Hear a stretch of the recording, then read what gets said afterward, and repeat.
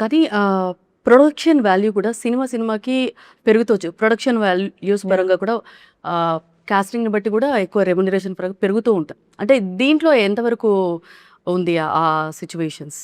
కమిటీగానే పెద్ద మూవీ అండి. అవును. ఎందుకంటే విజువల్ ఎఫెక్ట్స్ కూడా ఈ సినిమాలో ఆబ్వియస్లీ ఎక్కువ ఉంటుంది. ఫ్యాంటసీ ఎలిమెంట్స్ ఉన్నాయి కాబట్టి. అలా చూసుకుంటే ఎక్కువ గానీ ఇంకా వేరే అదర్ రీజన్స్‌కి మేము షూటింగ్ కూడా క్వైట్ అనుకున్న టైంలో చేసేసాం. కానీ పిక్చరైజేషన్ ఎలా ఉందంటే ఒక 'థామా' రెబల్ స్టార్ ప్రభాస్ గారి రీసెంట్‌గా వచ్చిన మూవీ ఆ లెవెల్‌లో ఉందంటే అంత బడ్జెట్ కాకపోయినా లో బడ్జెట్‌లో కూడా ఇంత పిక్చరైజేషన్ ఎలా అని?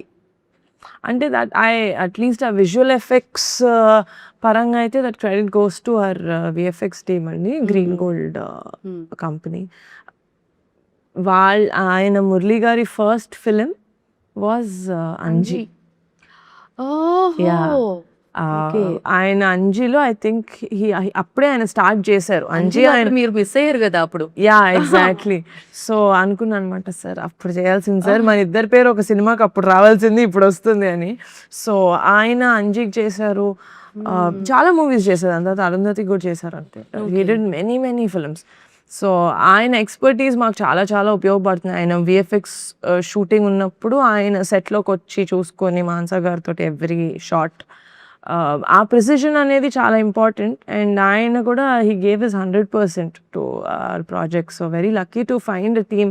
అండ్ ఆల్సో మా డిఓపి రాజు ఎడ్రోల్ గారు మాతో ఆల్రెడీ